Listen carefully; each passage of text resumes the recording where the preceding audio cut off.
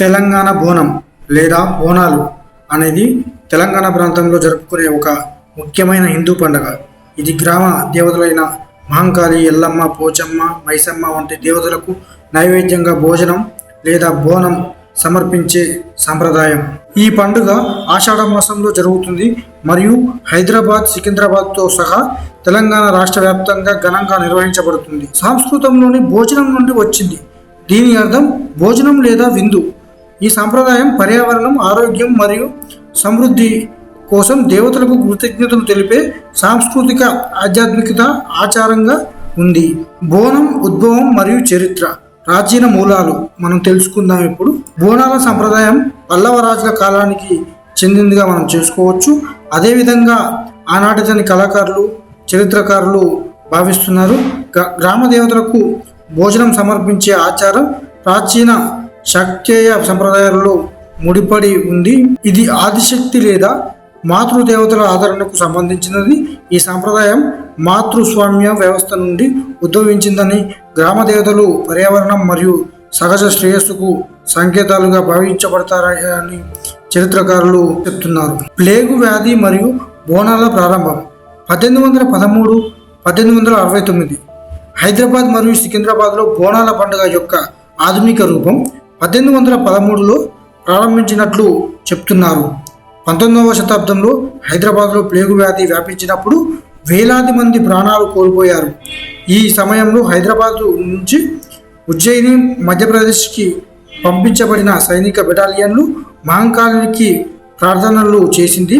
Plague నుండి విముక్తి పొందితే సికింద్రాబాద్లో మహంకాళి విగ్రహాన్ని స్థాపించి బోనం సమర్పిస్తామని వారు వాగ్దానం చేశారు. ప్లేగు తగ్గిన తర్వాత సికింద్రాబాద్లో ఉజ్జయిని మహంకాళి ఆలయం స్థాపించబడింది మరియు అప్పటి నుండి బోనాల సంప్రదాయం కొనసాగుతుంది. మరో చరిత్ర ఆధారం ప్రకారం 1869లో హైదరాబాద్లో ప్లేగు వ్యాధి సమయంలో గ్రామ దేవతలకు బోనం సమర్పించడం ద్వారా వ్యాధి తగ్గినట్లు చెప్తుంటారు.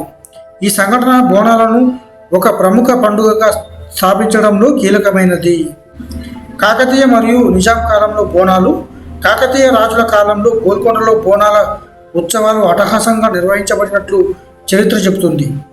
కాకతీయ రాజు ప్రతాపరుద్రుడు శ్రీ జగదాంబిక ఆలయంలో బోనాల సమయంలో ప్రత్యేక పూజలు నిర్వహించినట్లు పెద్దలు చెప్తారు. తర్వాత కులీ కుతుబ్ షాహీ మరియు నిజాం పాలనలో కూడా ఈ సంప్రదాయం కొనసాగింది. నిజాం ప్రభువులు ముస్లిం మతానికి చెందినవారైనప్పటికీ బోనాల పండుగను ఘనంగా నిర్వహించడానికి సహకరించారు. అమ్మవారి ఆలయం దీనికి నిదర్శనంగా చెప్పబడుతుంది. సాంస్కృతిక మరియు సామాజిక ప్రాముఖ్యత గురించి మనం ఇప్పుడు తెలుసుకుందాం. బోనాలు గ్రామీణ సంస్కృతికి ప్రతీకగా ఉంటాయి.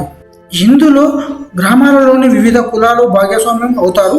ఉదాహరణకు మున్నూరు కాపు కులానికి చెందిన పటేలమ్మ ఇంటి నుండి గోల్కొండ బోనం వస్తుంది మరియు కుమ్మరి కొత్త కుండలను తయారు చేస్తాడు. పోతరాజులు, శివసత్తులు మరియు ఇతర సాంప్రదాయ పాత్రలు ఈ జాతరలో ముఖ్యమైనవి. ప్రారంభించే సమయం కావడంతో గ్రామ దేవతలను ఆదరించడం ద్వారా గ్రామం మరియు పిల్లల ఆరోగ్యం కాపాడుతుందని భక్తులు విశ్వసిస్తారు.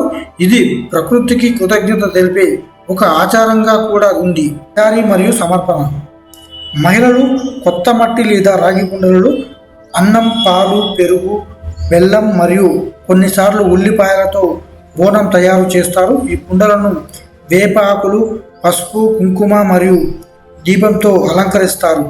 భక్తులు ఈ కుండలను తలపై ఉంచుకొని డప్పు వాయిద్యాలు, పోతరాజుల నృత్యాలు మరియు శివసత్తుల విన్యాసాలతో ఊరేగింపుగా ఆలయానికి చేరుకొని దేవతలకు సమర్పిస్తారు. ఆధునిక కాలంలో బోనాలు. తెలంగాణ రాష్ట్ర ఆవిర్భావం తర్వాత బోనాలు రాష్ట్ర పండుగగా నిర్వహించబడుతుంది. రాష్ట్ర ప్రభుత్వం ఈ పండుగను అధికారికంగా నిర్వహిస్తూ నిధులు కేటాయిస్తుంది. గోల్కొండలోని జగదాంబిక మహంకాళి ఆలయంలో తొలి బోనంతో పండుగ ప్రారంభమవుతుంది. తర్వాత సికింద్రాబాద్, ఉజ్జయిని మహంకాళి, లాల్ దర్వాజా సింహవాహిని ఆలయంలో జరుగుతుంది. బోనాల తెలంగాణ సంస్కృతి, గ్రామీణ జీవనం మరియు శాక్తేయ ఆరాధనల యొక్క ప్రతీక. ఇది ప్రాచీన కాలం నుండి కొనసాగుతూ 19వ శతాబ్దంలో ప్లేగు వ్యాధి సమయంలో హైదరాబాద్లో ఒక నిర్దిష్ట రూపం సంతరించుకుంది. కాకతీయులు, కుతుబ్ షాహీ మరియు నిజాం పాలనలో కూడా ఈ సాంప్రదాయం వృద్ధి చెందింది మరియు ఈ రోజు ఇది తెలంగాణ గుండెల్లో ఒక ముఖ్యమైన సాంస్కృతిక పండుగగా నిలిచింది. ప్లీజ్ మా ఛానల్ని సబ్స్క్రైబ్ చేసుకోండి. మరిన్ని ఇన్ఫర్మేషన్ వీడియోల కోసం లైక్ షేర్ చేసేయండి.